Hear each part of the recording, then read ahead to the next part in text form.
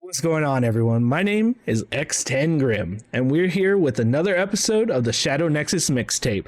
And in this episode, we're going to be talking about VTubing. And I got some really amazing guests with me tonight. I got the Limejellomoster and the Shy Goddess, who are two amazing VTubers on Twitch and on other platforms. So what we're going to do is talk about VTubing throughout the episode, different tactics, what makes the choices, technical things, and other things like that throughout this entire episode. And go with these two amazing people. So I'm gonna let them introduce themselves real quick, and then we're gonna go on with the episode. Lime? Hi, I'm Limejellomoster. I'm a slime variety VTuber, mostly on Twitch. Awesome, always good to have you, and I'm so to have that slime aspect is kind of crazy too, because when you think of a slime, you think of this small little thing, right? Shy Goddess? I'm gonna get that eventually. Hello, I'm the Shy Goddess. I am a demon variety VTuber. Mostly on Twitch, trying to venture out to other things. I just need to do it. There you go. And there you go. Venturing out into so many different platforms and other things like that is important, but also knowing where you want to spend your most time is, right? We know that Twitch doesn't have the greatest visibility sometimes. However, it is important to sometimes focus on one and then spread out to others as time allows it, right? So our first topic of the day is really going behind it, right? We're going to go behind the VTubers. So what's the parts that y'all have to figure out and things that y'all have to do when going in and broadcasting on stream and everything like that to have your VTubers ready?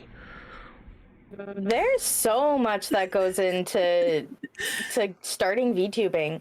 Like when I start my stream, I open up 5 different programs and I have to learn everything about every program because you're gonna have scuff. And you're gonna have like breakdowns, and you have to like on the fly because it happens midstream or mid recording. You have to know it so you can, fix those things on the fly. So it's a lot of research when you first start streaming as a VTuber.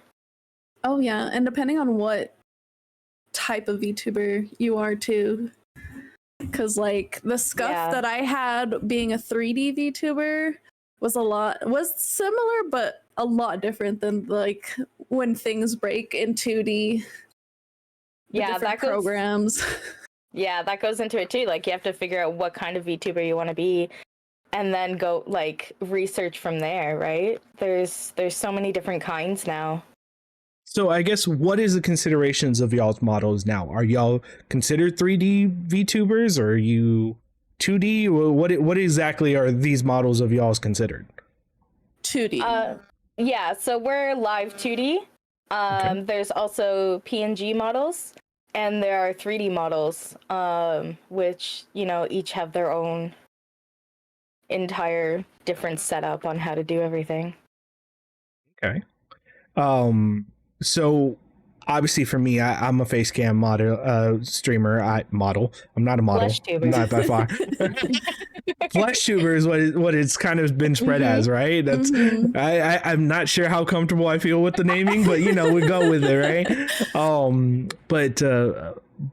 But that's me. I have my camera set up. I still run probably a good amount of programs in my background. I do a lot in my general streams, but I started to venture out into VTubing in the sense as I wanted to have that option available to myself as well.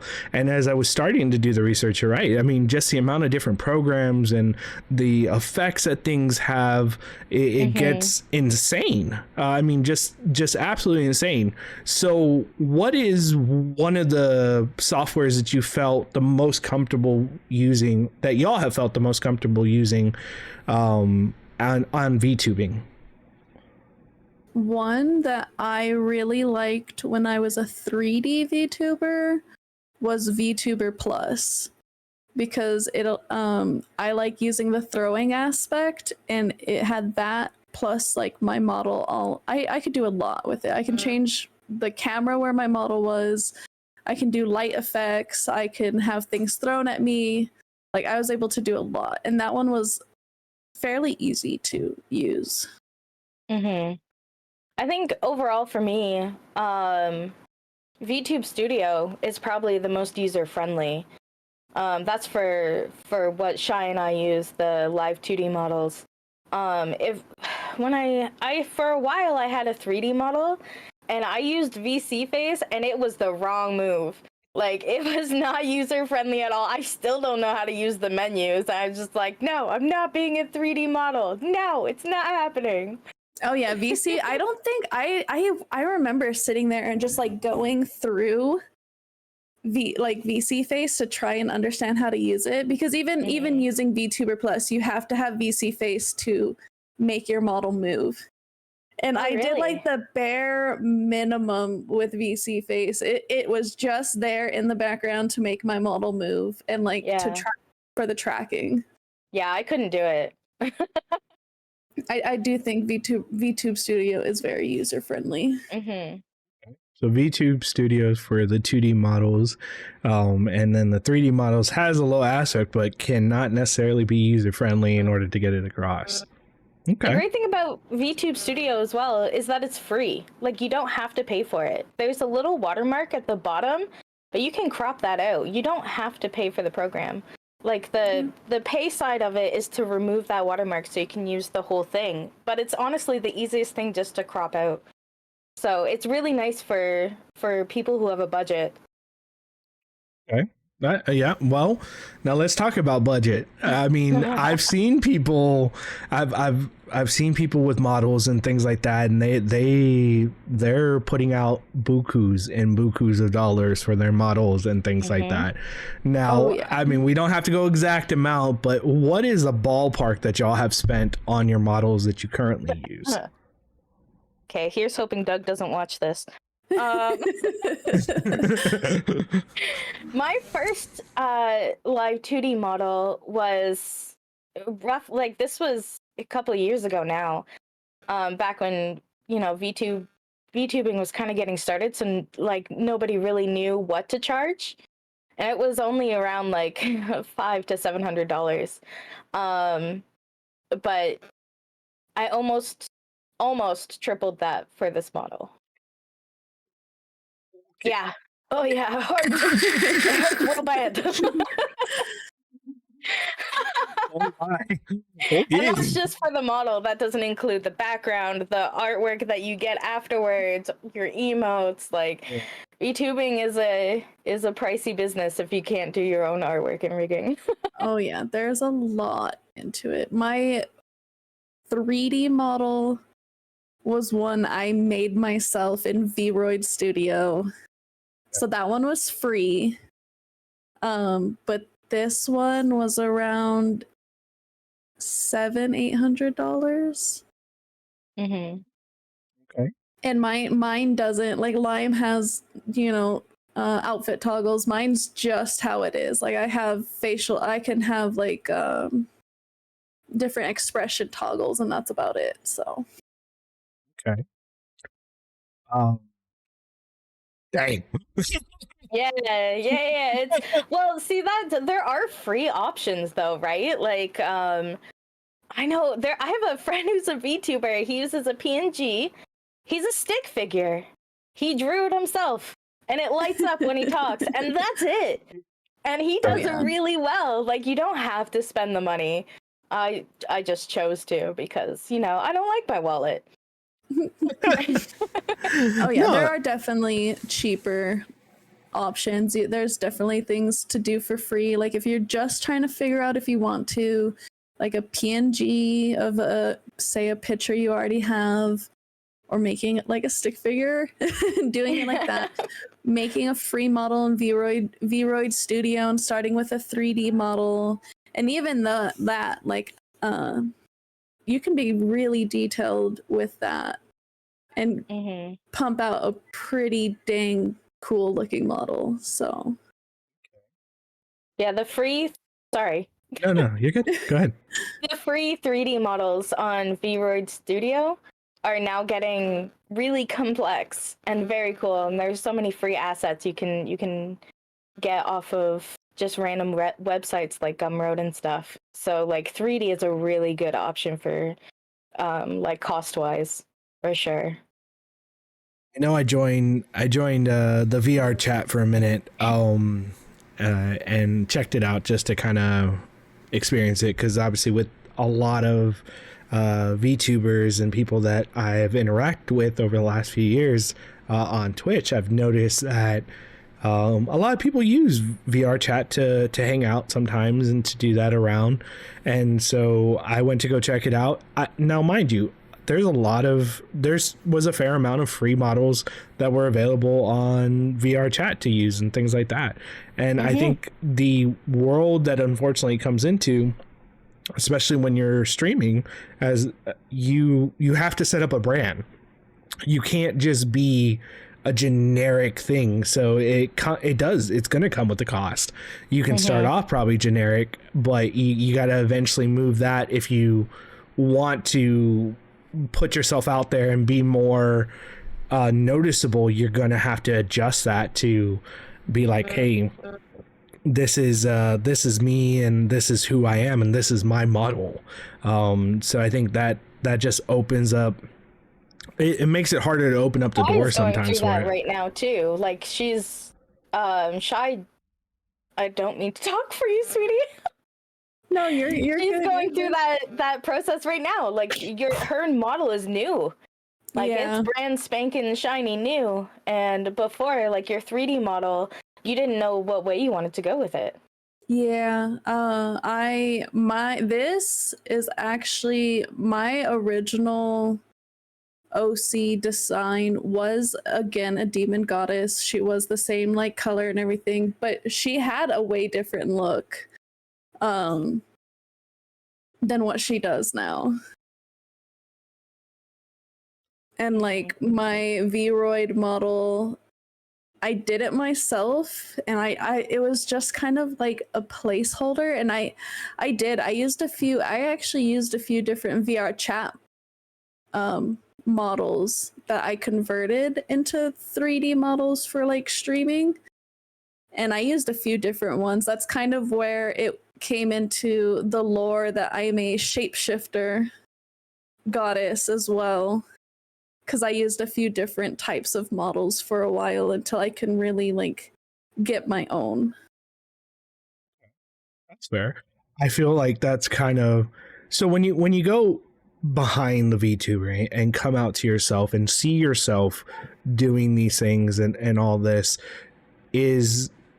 was it weird the first time kind of watching a VOD or a video of you after you went into this and going in VTubing versus seeing yourself performing any of the stuff on stream? My first time watching back like a VOD of, because I was a flesh tuber when I first started, and I did that for a year and a half. So I was really like ingrained into that. And then I found VTubing, and the first time I watched something back, I was just happy.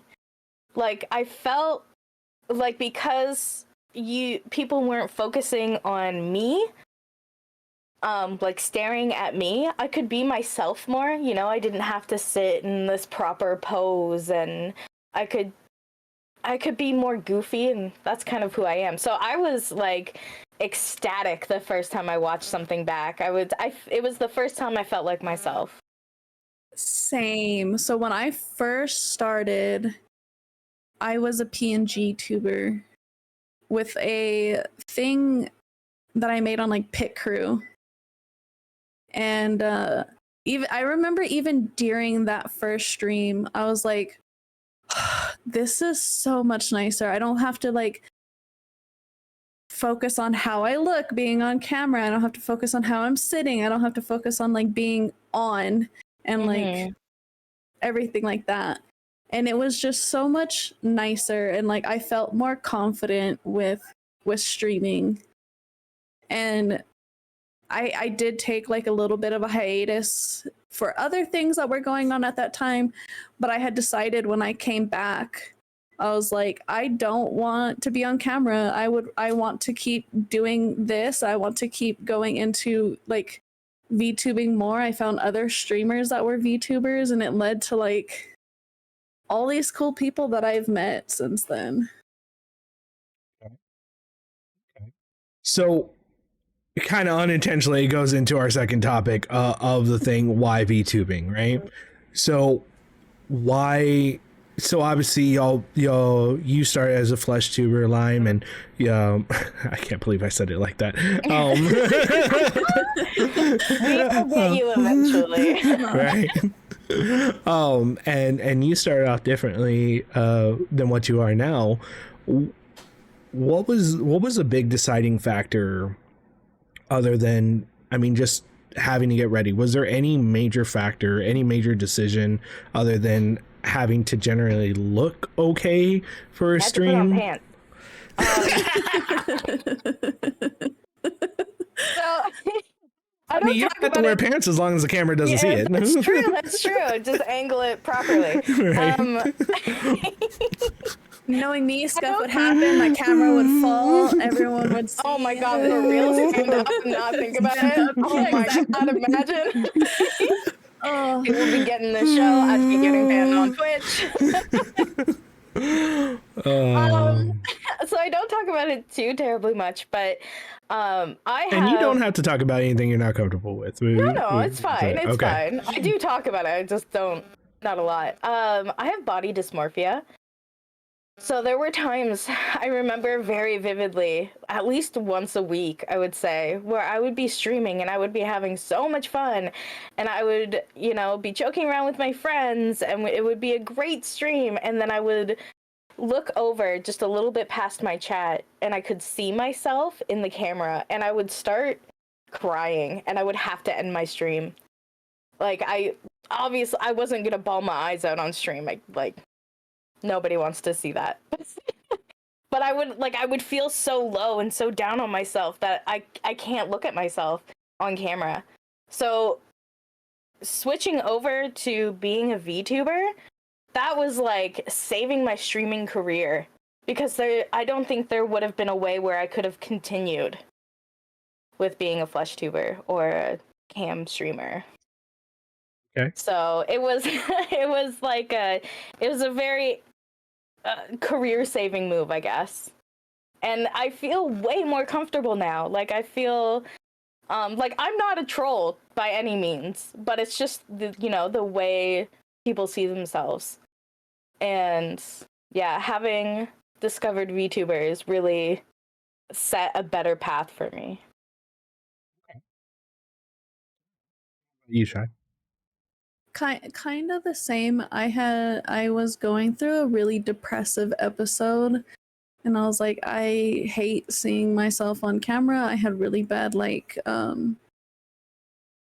self-esteem issues with how I looked, and I was like, I the comments about how I looked and stuff, it was just like, I can't do this. Like, I can't. And at first, I was thinking about it too. At first, it was just a redeem to like turn on the PNG and turn off the camera. And when people redeem it, I would get so happy. I'm like, oh, it's a few minutes. I don't have to look at myself on camera. I can just relax. But yeah, it was a lot of just like, I took a hiatus because I wasn't enjoying streaming anymore. I didn't like how I looked, and that being seen on camera, I know there was a few times where after stream I would just cry as well. None of those VODs are around. Like, any clips that were there from when I was like a flesh tuber cam streamer, like all of those are gone. Like, I deleted all of them when I switched over. Like, I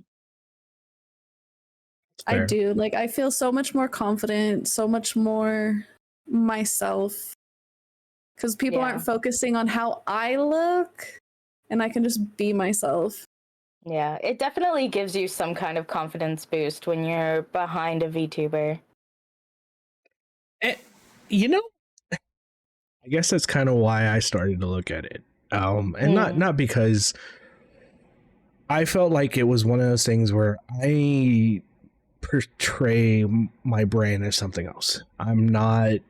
I mean, yeah, I'm me, but like none of my emotes are me. None of my general things are directly like, hey, this is what I look like. I see myself in a different light, and when I go through these processes, I find myself looking at, I want to see myself differently, and I want to present that how I see myself to others, you know. And I've been fairly lucky enough. I haven't gotten some rude ass comments about my weight, about my hair, about anything, you know, whatever the case may be. I can't say that I've lucked out on that aspect of it, but I've seen how people treat other people on how they look, and I think it's silly. And I mean, it still goes the same way. People dog on people's models. They're not crisp enough. They're not whatever, you know. Oh, your movement's bad. Whatever the case may be. I got a lot of that when I changed models, because it's my first model. I don't know if you remember, Grim. It was very cute. It was, you know, I was wearing a sweater. I had like a round face. It was cute. And then I switched to this, which is a little bit more sexy. And there were people who were upset. They're like, oh, I liked your old VTuber better. Change back. We want cute Lime. And I'm like, too bad. This is me. I remember that. I remember being in your like debut stream, and people are like, oh, this is the model. Yeah. And it's just like, yeah. So you still get those, even being a VTuber, but I think it's easier to deal with because it's not you. I personally, I get what you're saying, though. I personally believe that one of the biggest things I see advantages for y'all in the VTubing aspect of it is, you, like, let's say you wanted a cosplay, you wanted to change. Mind you, it may cost you a little bit more and differently, but you can easily put on different costumes, different aspects, probably a lot easier than I could, you know, where I would have to like, hey, let me go off stream for 10 minutes. Let me put all this on and I'll come right back. Shy and I can sit in a hot tub for the price of one asset. Yeah, I think it opens up so many doors to do so many cool things, so many different things. I've seen people do obviously they do the throwables, tits, for the lack of, I mean, it's his actual abbreviation. Yep. Twitch integrated throwing system, right? Yeah. You have that system that allows people to throw things at your models or in the camera or things like that. And you can change all different aspects to it and have that emotional effect or the drama effect. I know, I'm sorry, Shy, you have the Squishmallows, the spicy nuggets, things like that. Lime, you have the incognito, the kitty Lime, different redeems like that. And I think that's really cool. I think it's really awesome to see the morphs that can happen and to do like that. So now we kind of touched base a little bit earlier, but I'm kind of curious, why did y'all go with the characters that you have? Like, what made you choose a Lime? What made you choose your demon? I'm gonna get what made you choose the demon goddess thing aspect of it on it all? Again, y'all, for those who are watching this podcast, this is the first time that I've ever had two guests on here, and I didn't know how to set this up, and it was really confusing. I was just like, do I put them both on one side and talk up and down to them? Do I put them on? I was just like, this is the layout I came out with, and it seemed like it worked out well. So but anyway, so what made y'all choose what y'all have? For me, it was a play on the name. So I've had the username Limejellomoster for, oh god, I'm gonna age myself, like 15 years now. And when I was before I was a VTuber, I did the same thing as you. I had emotes that were Lime. Like, this character has existed since I started streaming. I had overlays that were Slime, and my emotes was this character. I had someone create this character for me. So for me, it was just a play on the name, and I love slimes. They are so stinking cute, and I love that, like, every game you go into, the first enemy you encounter is a slime. And I don't think I've played a game where you have to kill a slime where it didn't, like, break me a little. So I was like, being a slime is, like, ingrained in me. I love them. I absolutely love them. And it just worked out with the name. I mean, you got a pretty Slime's got a pretty big anime going on right now, though. The reincarnation of a slime. I mean, that is an amazing anime, and I absolutely love it. Season 4 just came out. They started the new episodes, hitting it strong. You know, for those who haven't seen the show, it's literally a slime. Your typical isekai. Your guy got to reincarnate as slime and basically becomes an overpowered monster over time. So it's really cool, the aspect. But yeah, Dragon Quest. I'm actually watching through that with a couple of friends because I had never seen it, and they were like flabbergasted. Yeah, exactly. I always get that. So we're going through it in Discord right now. So it's fair. People don't want, I mean, like, don't get me wrong, like, I know sometimes I feel like I've seen obscure animes a little bit before, because reincarnation as a slime didn't really get big until this last year, in my opinion. The first 2 seasons were great seasons, but I think when season 3 hit is when it really started to pick up a little bit more, and people started recognizing it, started seeing it a little more often, like, hey, you gotta go check out this anime, and things like that. So it's definitely one of those things where it played a huge aspect into it, for sure. And the first thing that comes to my mind when I think about a slime is Dragon Quest. I don't know if you've ever played that game. yeah. The blue slime in Dragon Quest is like the iconic slime in my head that always is the first thing that comes to my mind when anybody's like, oh, I fought a slime monster. You mean that little tiny that's the first thing that comes to mind. I have another VTuber friend who is a slime. There's so many of us out there now. When I first started as a slime, there was 3 of us. That was it. There are so many now, but I have a friend named Uzi Oozborn, and they took their model and modeled it after the one you're talking about. So I think you raided into them one time while I was there, and I saw them, and I think I started talking to them about it. I was like, oh, that's Dragon Quest slime, like that's cool.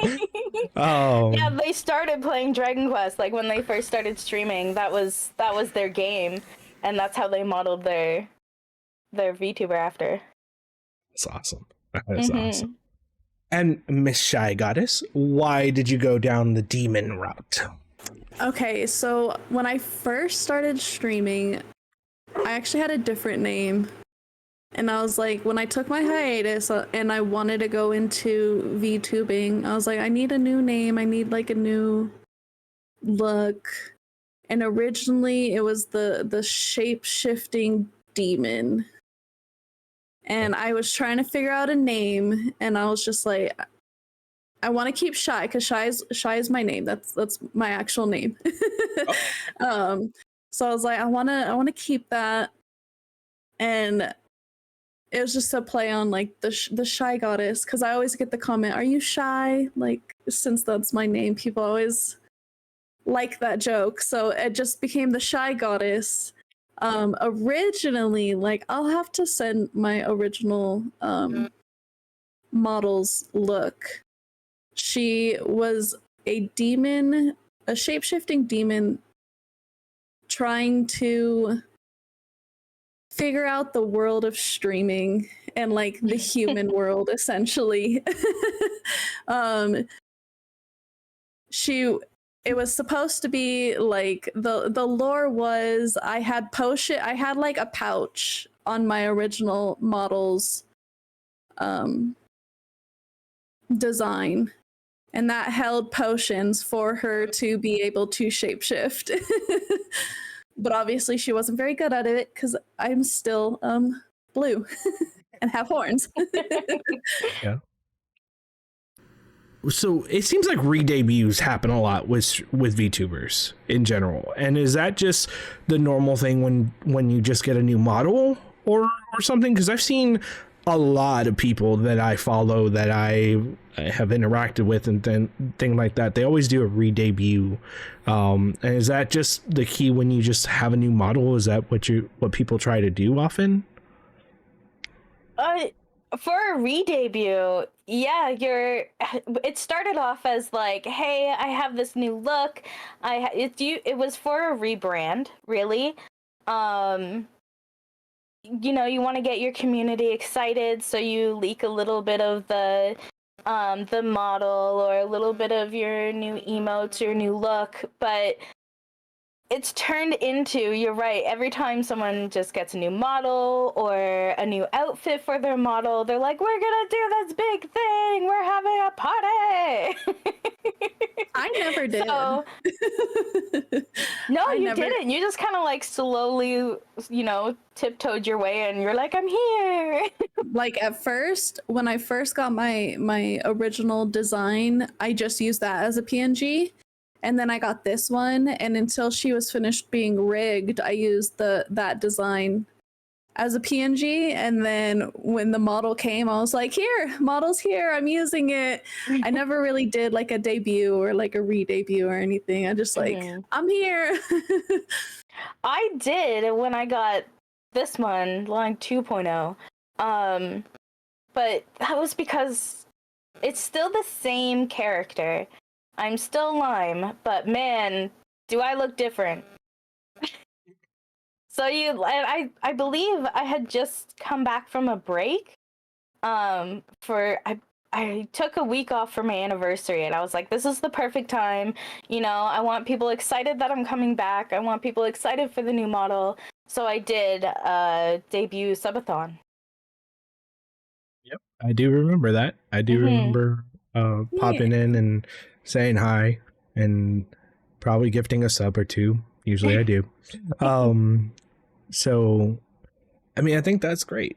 I think rebranding is a big part for sure. I think if you rebrand yourself, kind of redo the entire model in general, you definitely got to probably do a re-debut, make it a big re-entry.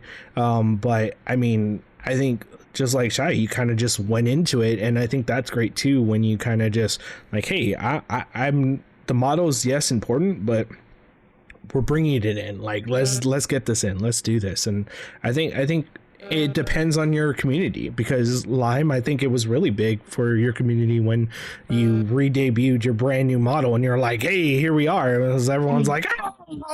Like, you know. And I think that was really cool. So obviously now that y'all have gone into VTubing, do y'all find it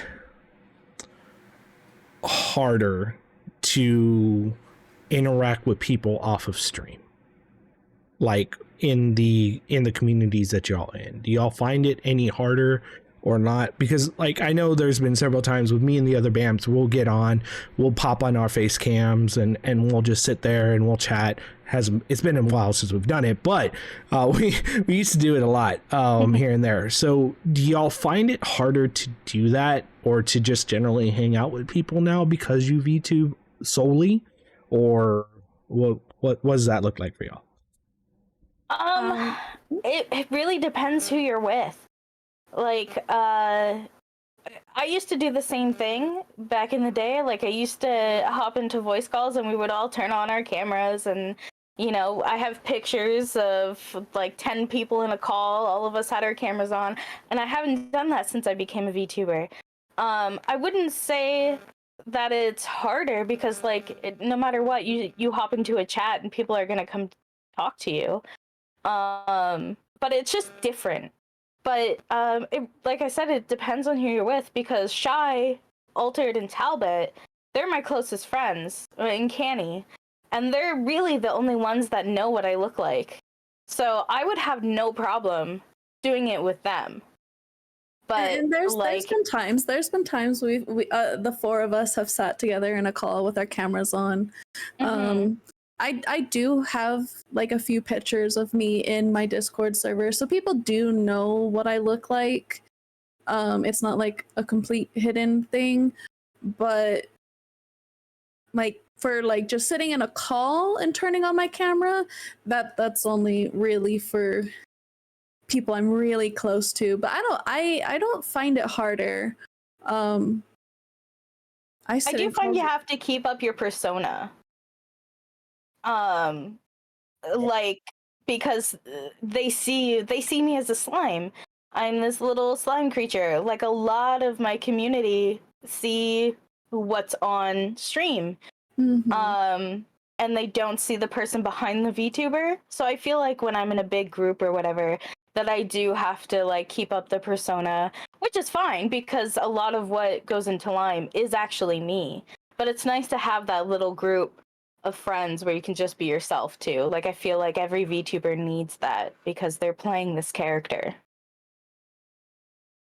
Yeah, yeah. There's a lot of me. Like, what you see on stream is me. That is my personality. But there is some, like Lime said, some aspect of like role playing, I guess, to it, because I am also the demon goddess. There's that aspect to it too. And there are some people in my community that like I talk to, and that's what they see. That's how they approach me and talk to me. And then there's the people that like I'm comfortable and I can just sit there and it's just shy. Like there's no, you know, the goddess. It's just me. Mm-hmm. That's fair. I think up until the last couple of years has been different for me. I started off with trying to be a very energetic, very branding type of person. I think I show kindness, I show love to everyone that comes into my channel as best as I can. And I think up until more recently, I started being a little bit more personal, because it was definitely one of those aspects where I was tired of putting on a mask all the time. And either people are going to like me for who I am or they're not. And I know we're trying to be entertainers. That's part of streaming, right? That's part of what we do. We have to have that entertainment and show. But I think I'm trying to find, for me personally, the entertainment of being me on stream, and being that person on stream. And I do think, I mean, just like both of you, it's important for the character that you put on stream, the character you put out there. It's important for it to be as close to you as possible, so you don't have to worry so much to put on these shows, put on these aspects when you're in just general chat, general conversation, because you shouldn't have to wear that mask all the time when you're off stream. That's exhausting. Yeah. Without a doubt. Oh yeah. So I'm trying to think. I guess that kind of leads us into our little bit of our next topic with it, as well, is VTubing and video games. So where have y'all found it easier to integrate your character into games as you play them? Have you found it that there's not much change from what you were doing before? What does that kind of look like for y'all? Because I see people that do tremendous amount of like, hey, I'm gonna put all these aspects. Hey, this is a game I'm playing. I'm gonna have a little throwable with it. I'm gonna have a little mask. I'm gonna have a little coat, or whatever the case may be.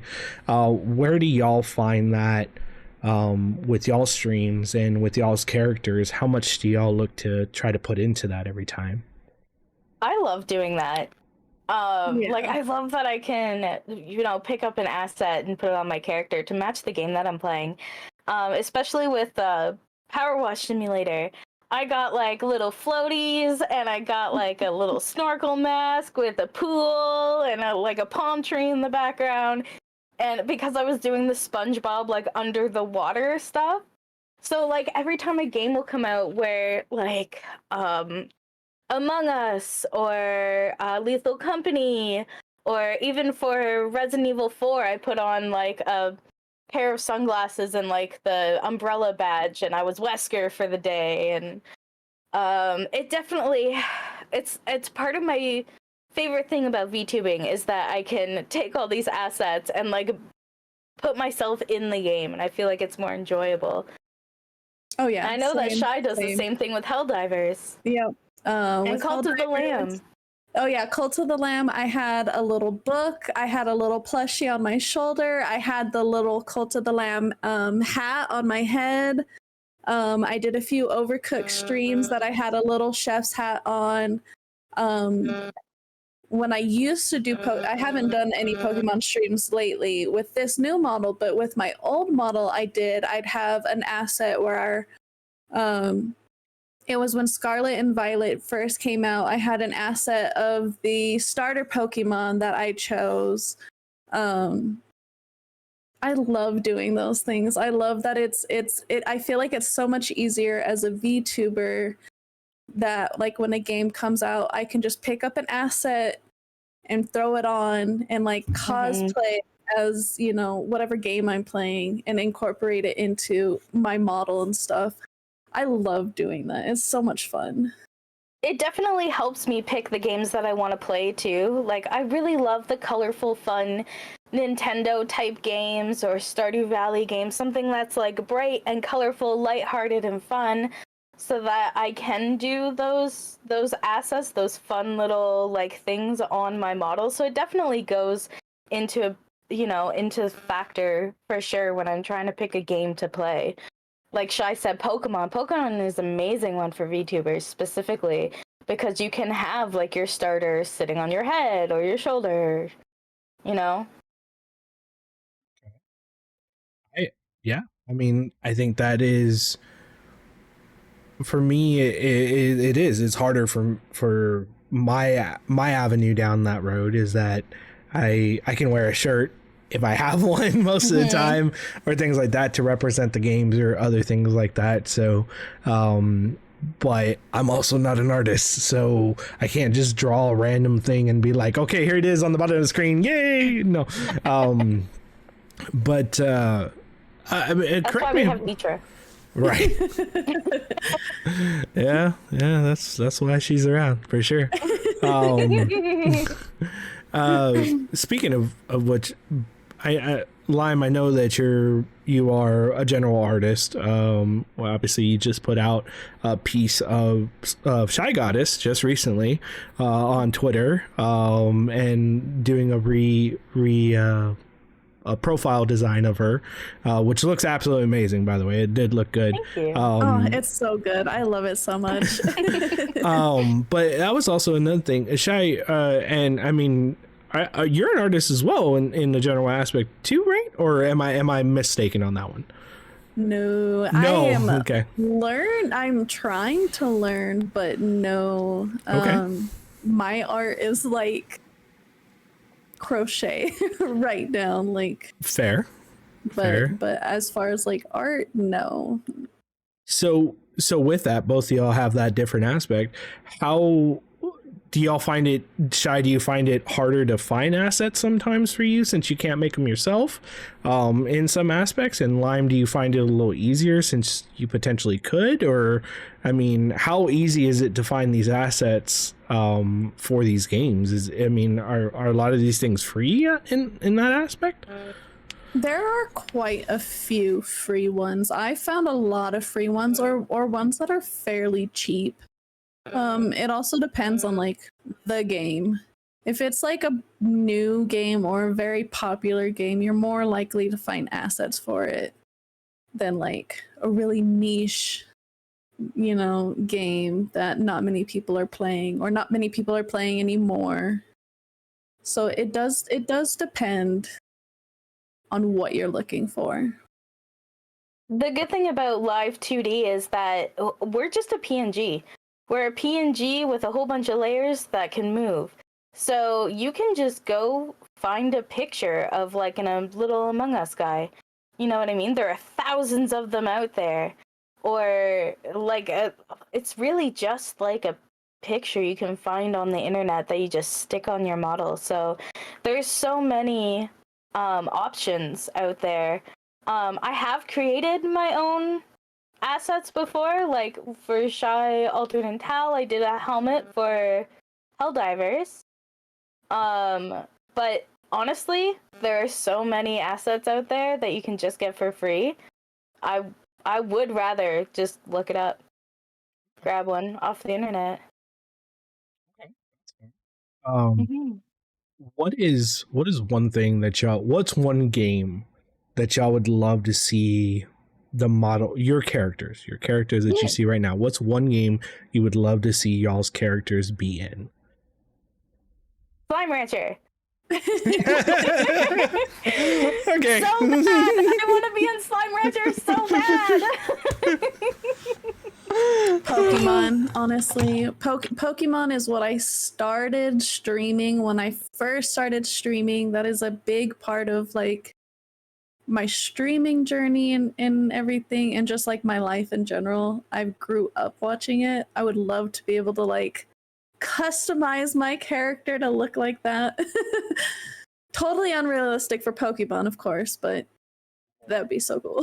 That'd be so cool. You haven't seen all the Pokemons that I've seen then, because I could see your character in there. I can see you as a ghost trainer in there, so for sure. True. Well, I mean, we're all Pokemon fans in general. I mean, obviously, so I'm just curious, what are your favorite Pokemon? I very much am a ghost and fairy type. Okay. My favorite are, I have two, because I can never decide. People ask me this all the time. I can never decide. It's like a dead tie between Haunter and Goodra. I love them both so much. But like my favorite legendary, Shy and I actually became friends because of this, because of Pokemon. We have the same favorite legendary Pokemon, and it's Entei. Oh yeah. Okay. Why? I think based I'm very We have curious. daddy issues. Have you seen the Pokemon 3 movie with him in it? You're gonna ask that? I have daddy issues. Sorry, probably should have asked for the rules of this podcast before we started. Good. It's okay. None of this is rated for kids or anything like that, and we haven't gotten too far into any type of kink yet, so we're good. We're not going to go that far. I will say, I think like non-legendary would have to be Gengar though, or Snorlax. That's a good one. Snorlax is such a mood. Yes, I love Snorlax. See, Both of them Someone have called me a Snorlax today, actually, on stream. I was like, pardon? I mean, Like, accurate, but rude. Of course, Snorlax's shiny is a little bit better than Gengar's, but like shiny wise, they're not the absolute best. But I love those two. Mm-hmm. don't know where it went, but I do have the original promo Entei card from Pokemon. Jealous. You know who else has one? Okay, so I made that joke to Talbot once. So he went and bought one of the original Entei cards because he was gonna be the daddy of our group. He doesn't even play Pokemon. I was like, all right, bro. Yeah, I think I have like 6 of them. What? Oh, Yeah. I'm jealous. I'll find it. I'll take a picture and I'll send it to y'all with it. But I have a few of them from when I first started collecting, and I started collecting Pokemon a long time ago. Oh man, I wish I did. Me too. My brother did. I had like 3 thick 3-inch binders filled with cards like from when I was a kid, but moving throughout the years and stuff, I unfortunately lost those. I have a whole like part of my own brother's invest with that. thing when we were kids. He was the card collector, and but now I look back at his like stash and I'm like, why couldn't that be mine? Well, these are my 2 favorite. Mewtwo and Alakazam. Let's go. I got the little pop figures when they first came out. Mewtwo is part of a lot of things in my channel. Alakazam, I have 2 emotes made by Punka Amy, big part of the Pokemon community. Yeah, I mean that was kind of one of the things where Pokemon did a lot of aspects for me, and I think it was really cool, and I still play a lot of the games till today. The previous episode was completely about Pokemon with Steuben, So if you like Pokemon or anything like that, go check out that previous episode as well. He talks a lot. We talk a lot more about the trading card game aspect of Pokemon, but there is that as well. I think it's actually really cool, and that was one of the things as I kind of slowly progress into PNG tubing and potentially 2D tubing, was being able to integrate that aspect of it, of Pokemon and a lot of the other things I like. You can see, I mean, I'm wearing a One Piece shirt. I have a Lord of the Rings ring on my hand.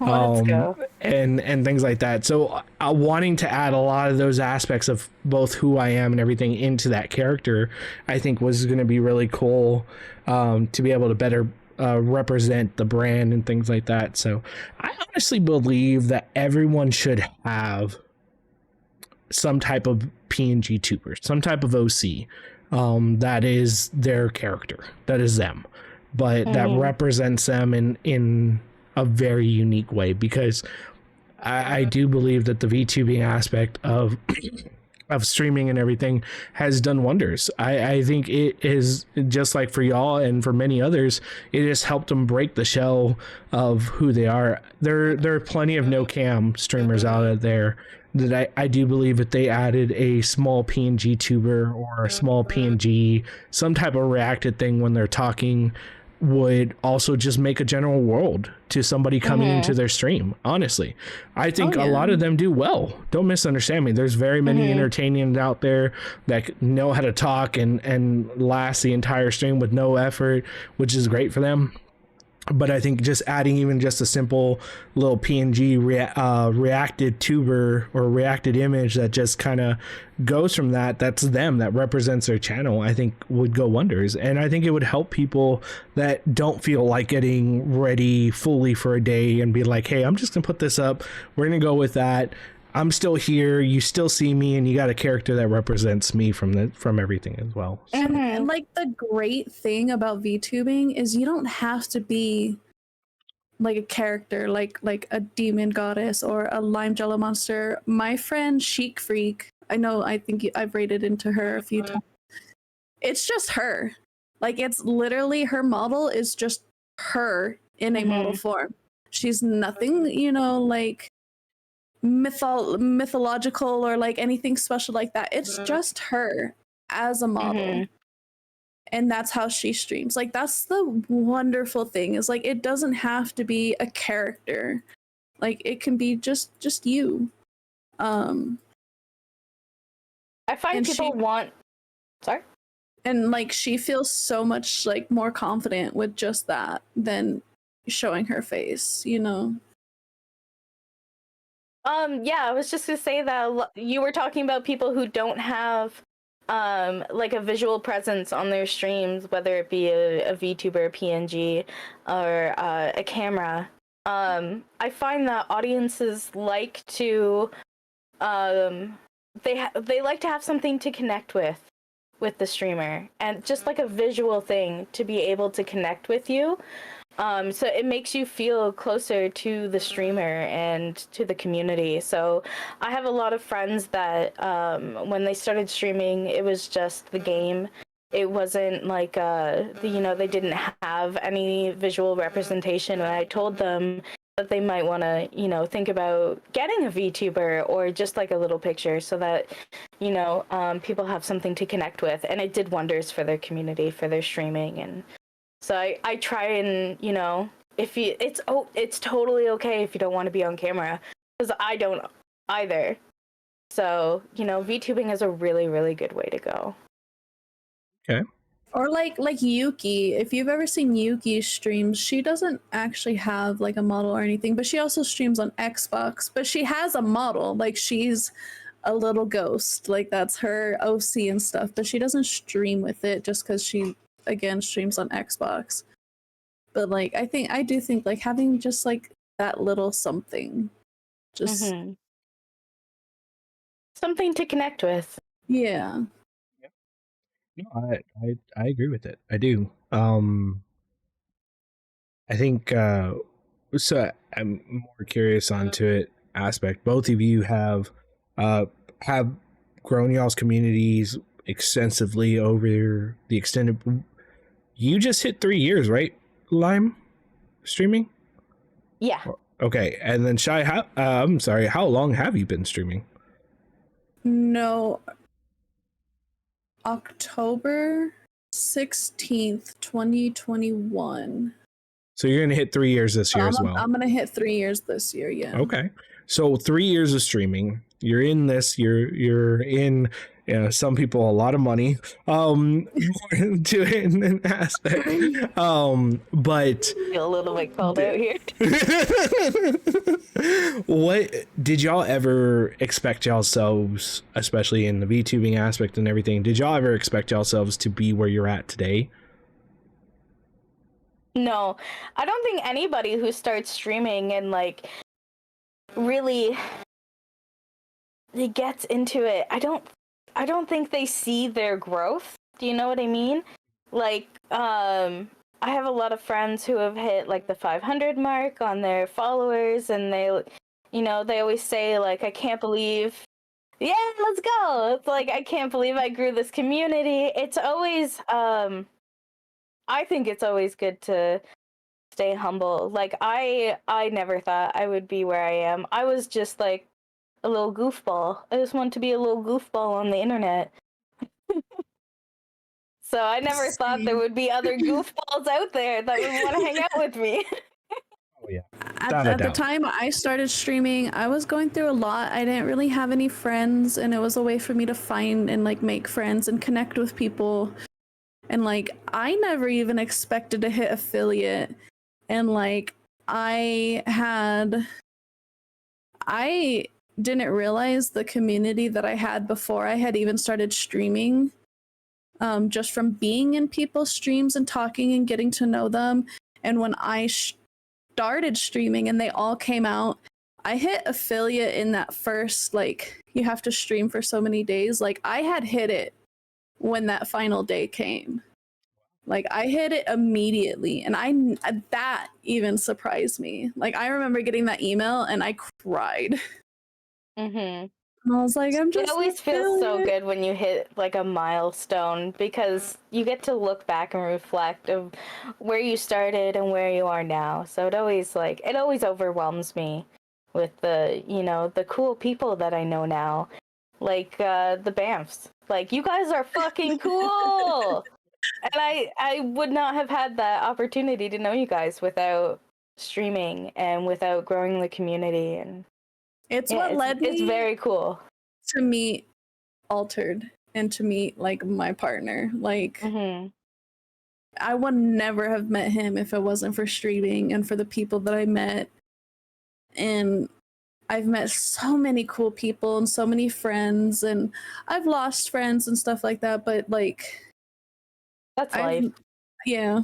And I've met so many cool people from streaming. Mm-hmm. Like, that I never would have if I didn't just take that plunge. And or if I, like, for me too, like a big thing is if I had just never found VTubing and I had just given up streaming and I had never found like another way to stream and feel more comfortable, I would have never met these people.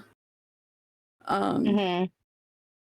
Because like, when I came back after my hiatus and I was a full-time VTuber, I branched out looking for other VTubers, and that's what led me to meet Sheik, which led me to meet Talbot, which led me to meet Altered and Lime and like everyone else. And it was just a whole domino effect that if I had just given up and not had found VTubing, I would have never met all these people.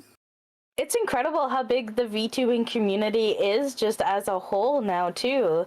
Like, it used to be this tiny little niche that, was not taboo, but like, it wasn't the meta. And now looking at how big VTubing is, it's incredible. And it makes me so, like, this year at the Game Awards, Streamer of the Year at the Game Awards was a VTuber. Like, that's so cool. Yeah. That is so cool. And it just, like, it helps legitimize VTubing as a form of streaming. and it grows the community, and which grows our communities, and it's just it's incredible to watch. Okay.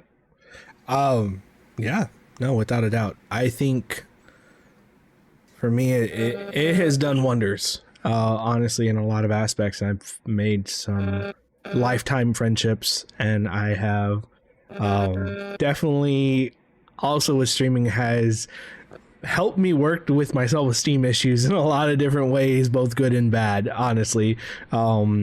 Streaming in any aspect, I think, is extremely hard and can be very emotionally draining for a lot of people. To be honest, I think it has made me feel amazing when I have amazing streams. I have amazing people come in, chat with me, and interact with my streams, and really recognize some of the things I do on mine, because I'm not an artist. So a lot of things that happen on my stream are random effects, random things, in order to entertain and keep people's attention while they're in my streams.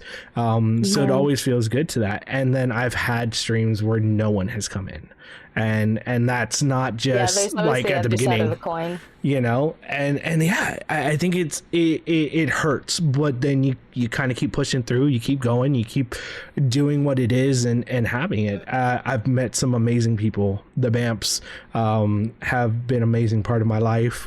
We finally got to meet IRL for the first time this last year, which was absolutely amazing. And I think that's a really cool aspect to it all. Y'all kind of have a small group of your own, if I'm not incorrect. Basically, kind of like a coven, pretty much. And correct me if I'm wrong. It's you two. It's Altered, Talbot. It's Cannibal, Kenny. It's Cannibal though, right? That's Cannibal Lecter, okay. Kenny. Who else is in? Like a little more ingrained into that group as well, or is it just y'all five? Well, it's actually four of us. So there's myself and Shy, Altered, and Talbot, and we call ourselves the Coven of Monsters. Okay. We have like our own little symbol. We have like a coat of arms, and it's Kenny is like an honorary member. Okay. Fair. It's kind of just, he's always around. He's wonderful, and like the four of us love him to death. But yeah, the coven itself is the four of us, and like we have our own lore about how we all live in the same house together, because we're all VTubers. We can make up lore for whatever we want. So, there's this whole thing about how we live in this big castle all together, and like shenanigans ensue, and Talbot's been writing like stories like of the shenanigans that go on. So I don't know, he'll talk about, if you've ever been in my streams, he'll come in and talk about the void room, and that's where that came from. It's a room of tentacles. That the whole joke is that I keep finding myself in the room of tentacles, and Oh yeah, I actually saw that. I think or noticed it recently on Talbot Story's stream. He had a tentacle redeem or whatever, and it's like, hey, you got double tentacles or 8 tentacles or things like that. Oh yeah, the tentacles. Yeah, the tentacles. Tentacles, and the 10th one is actually a nod to the void room. It even says like, it looks like Lime led you to the void room. Well, maybe that's an episode later this year. Maybe we get the full coven on here, and we chat about coven. I mean, just chat about y'all and introduce y'all and things like that. So maybe that's another episode that we come in to as well for it. I think that would be really cool. I'm down as well. That would be, oh my gosh, you would have to prepare yourself for that stream though, because when you get the four of us together, it gets a little crazy.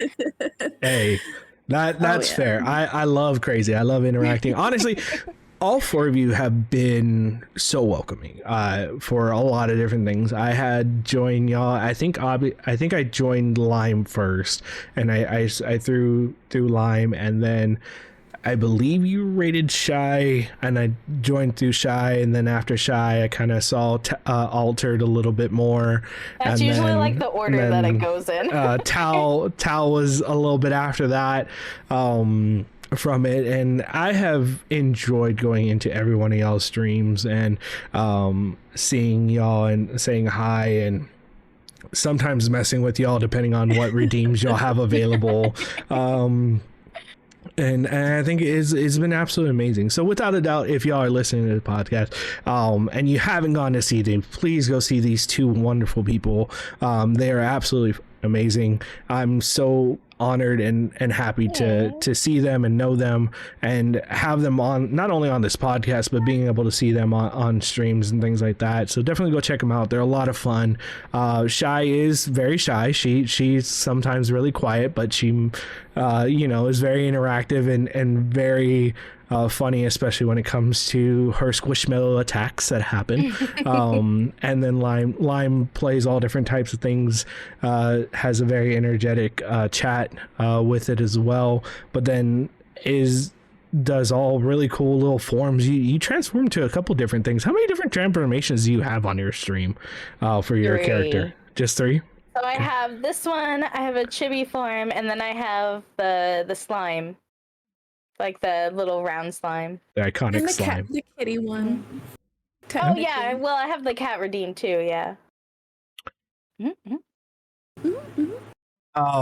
Yeah, so that's kind of the general segment of everything, y'all. We're gonna slip into the next part of our thing, which is the trivia, the Shadow Nexus trivia. I'm so bad at trivia. I'm small brain. We'll see. But so the score is going to be there's only one score. Y'all can either take turns answering the questions, you can tag team the questions, whatever the case may be. I feel like you're putting more faith in me. But the top Where's score, Altered when you need him? right? he'll be on a later episode. Again, he actually got 8 questions right. He is very knowledgeable. He gives himself less credit than what he deserves. He is very knowledgeable when it comes to D&D. We had an amazing D&D conversation, and I absolutely loved it. And I've loved every conversation I've had so far. All these podcasts and all these conversations have been absolutely amazing. You do this very well. You're very natural at this. I'm having such a good time. You're so good at this. I've been on a couple podcasts now, and this is probably like towards the top. You're doing so well with this. I appreciate that. That's awesome. I didn't know that, so I'm gonna have to go look at those podcasts. Maybe I can learn something. I try to pick up everything, and I try to have fun with it, and that's really what the most important part is. But let's get into these questions. Again, y'all can go either way into it. It doesn't matter if you get them right or wrong. These are just for bragging rights. Right now, our top score is 9, and that is held from episode 1 from Trap Reaper. He got 9 out of the 10 questions right. So y'all can either knock him out of place by getting all 10, or you can tie with him and hold that top position. Once I get a couple people that probably hit 10, then we'll add more questions into it. But I'm going for a golf score. The lowest score it can possibly get. All right. So very first question. What is the name of the software commonly used by VTubing that allows you to create and control a virtual avatar? VTube Studio. Create and control? Yes. The Vroid Studio. Vroid Studio is a possible answer. Apparently also in Live 2D you can actually make one and create one as well. But that is, I will accept that answer. That is an acceptable answer for it as well. I'm gonna move that a little bit over. Yeah, we got one. Yay! Off to a good start. There are multiple answers to it. So with some of these things, were you looking for the most common answer? But if you give me an answer that's also acceptable, it's perfectly fine.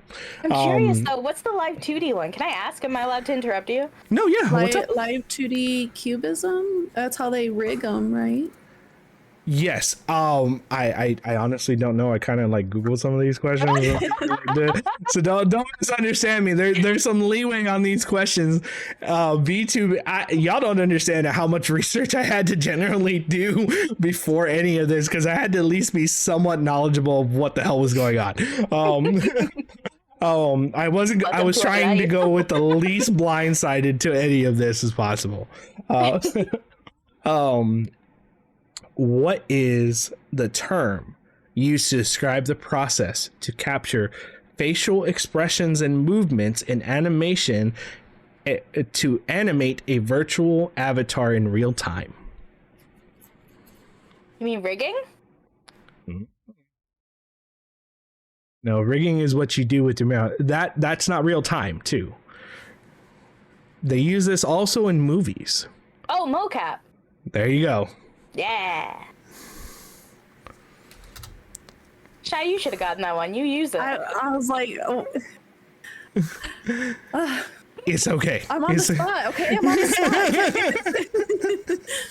spot. Shy. Oh. Let's see. Which software tool is commonly used for rigging and animating 2D virtual models in VTubing? Live 2D cubism. Yeah. Yeah. That program is so freaking hard. I've watched anybody who can rig VTubers, like, have you watched gods. videos of it? Holy yes, it's so I difficult. have the program. I tried to do it myself. Oh, I couldn't. No, I got like cross-eyed. The funniest part is I can go into Unreal Engine and I can rig an Unreal Engine model to do things a hell of a lot easier than I can in any other thing. And that's just because of general knowledge. Like but it's very generic movements. Like it's nothing, no hair flowing or anything like that. I haven't gotten into that aspect of it. But I may not be able to art, but I'm hoping I can learn how to rig well, because I feel like if I can learn how to rig well, it puts a big opening into a lot of different things. Oh yeah, absolutely. Rigging is, you can, the people who rig, they make bank. Off me. I'm more hoping I can do it to help my friends out. That's honestly, I'm not looking to do it professionally, but if I can help, like, get them to a starting point, like, here, you got your model, okay, look, let me take it, I can help generally rig something so it can move. If you want a little fancier, give it to somebody else, they can start it off. You know, but I can at least get you in the door. I don't think I may, after time and practice, probably be well enough to, like, really charge for that kind of thing, but nothing too major at the beginning for sure. So, but I do Unreal Engine, and you have to do a lot of movement and motions and general rigging in order to get these skeletons and these avatars to move how you want them to. So. Yeah, I've watched Doug do Unreal, because that's what he's an Unreal Engine developer. That's his job title. So I know what you guys go through, and it's a lot. If you can understand it, good for you, man. Yeah. Again, that's I what just go cross-eyed. Going to school for it. I'm going to school for computer science, and I have a secondary aspect of the degree in video game designing. So I'm learning the coding aspect of it and all that, and I've done that for quite a few years and everything. And this is why I also have my my dungeon runner bot in my streams. I made that all through Mix It Up, through coding and everything like that, and I'm slowly advancing it, and that's actually going to be integrated into Unreal, so I can actually give it to other people and have them be able to use it on stream and things like that as well. That's so cool. Good for you. those are those general aspects. What is the term to describe the movement of a visual avatar's eyes to follow the grace of the VTuber? Eye tracking? Yes. Oh yeah, okay, yeah. I was like, I'm moving my eyeballs, I don't know. What is the name of the technology that allows a VTuber to control their virtual avatar movements using hand gestures and body movements? Full body tracking.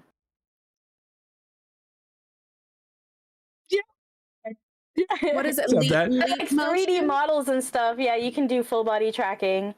You can use a leap motion device for hand tracking. I know that. Gesture controls in generally, but yes, I will also accept yeah, the. you can do that in yes, for our models too. You can make like a hand gesture. I'm doing it. You can't see me, but I'm doing a hand gesture.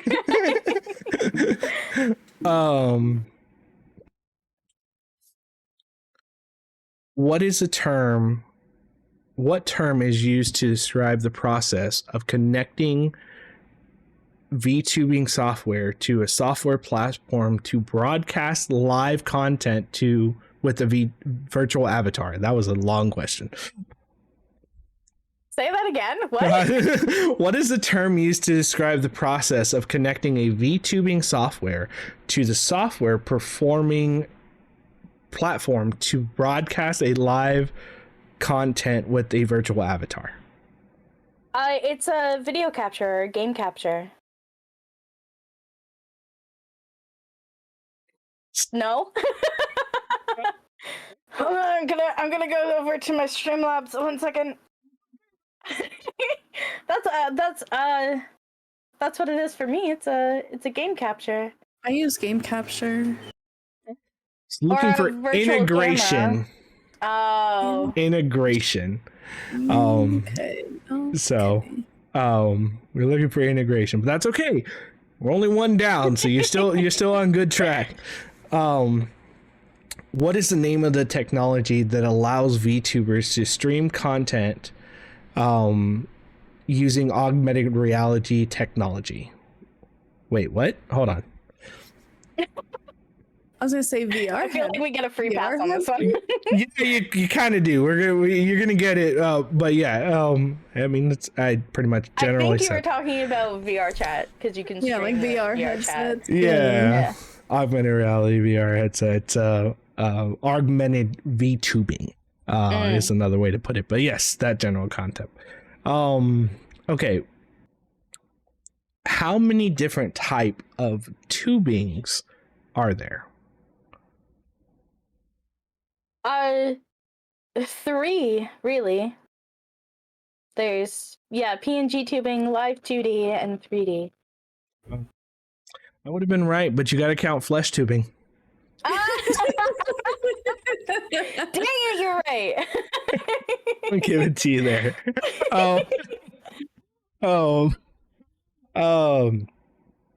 What is it? What is it called in order to attach a model to a skeleton in tubing? Oh, I think Shad's got her dog. Rigging. Yep. Yay! Oh my god, I'm so close. Okay, sorry. Another fun thing about VTubing, if you move out of the camera range, that happens. For me, like for some people they have like lost tracking, like an animation. Mine just breaks wherever it ends up going. Yeah, your spine kind of like snaps a little. My dog is old and he can't get on the bed by himself and he needed help, so Fair.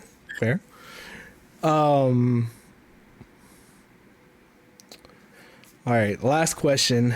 Which VTubing software is known for its capabilities with a wide range of platform devices offering both mobile and desktop support? VTube Studio. Yep, I'll take it. Yeah. That was my answer. Nina. Yeah. It's more than I thought we did. Oh, it's fair what it is.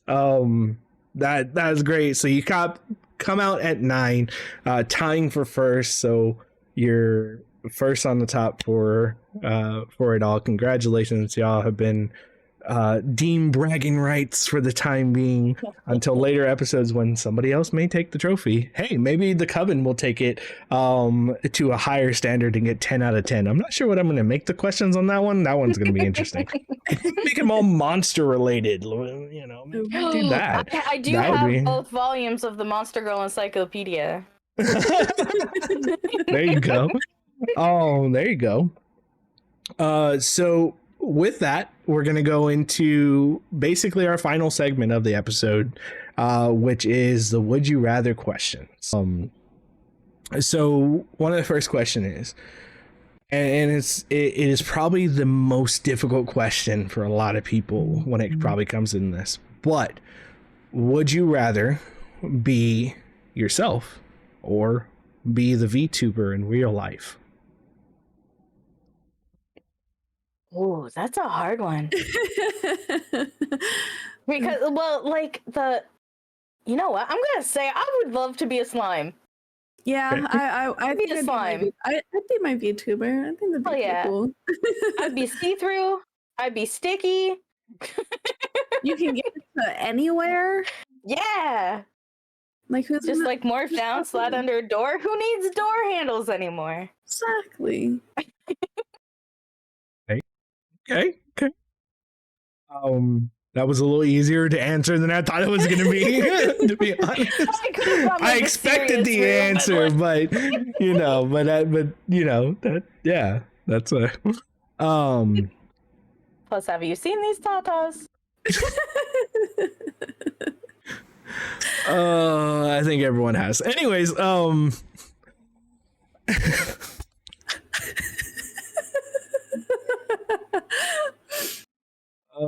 God. That actually been interesting. Would you have rather started as a VTuber from day one, or still experience the flesh tubing aspect of it and then move into VTubing? I wish I was a VTuber from day one for sure. Yeah, I did learn some good things being a flesh tuber, but I feel like I could have had the same experiences, or at least similar experiences while still being a VTuber. I feel like for me, I took like an 8-month hiatus before I became a VTuber. I feel like I wouldn't have, and maybe like I could have gotten a little bit farther in my streaming career. No, I think I'd rather have been a VTuber from day one. Fair enough. Would you rather stay as your current model or still go through one more change? And if you would go through a change, what would the change be? I feel like my model's going to be ever evolving. Just because, you know, as a person, I'm evolving. So, you know, as my streams grow and become different, Lime will too. I mean, she'll always be Lime. But like maybe just a little different. Maybe, you know, I'll have an extra head. Who knows? Maybe an extra toe.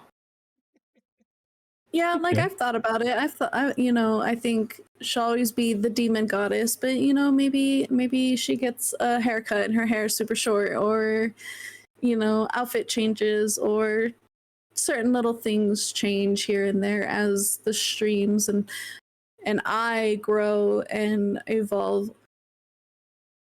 There's always new technology out there too for VTubers, like new methods of rigging.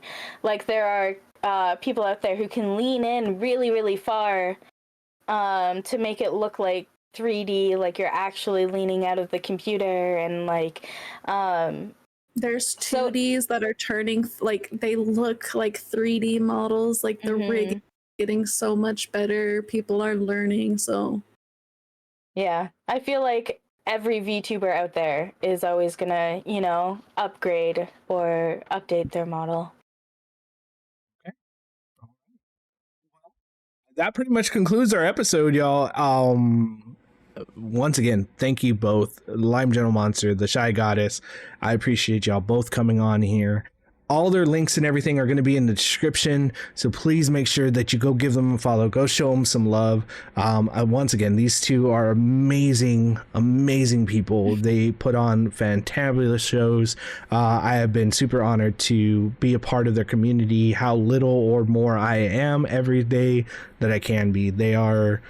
They do so much. Go check them out. They have very different, honestly, in my opinion, very different content aspects to it, but they both show great personality when it comes into it.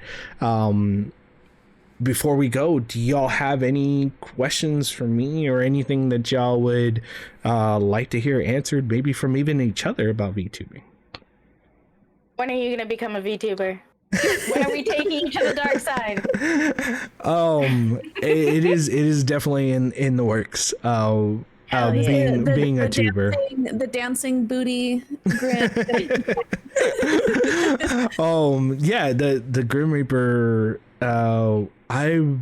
It's funny. I'm actually trying to make my tuber pull away from that aspect. Not because I don't like the Grim Reaper. I absolutely love the Grim Reaper aspect and everything.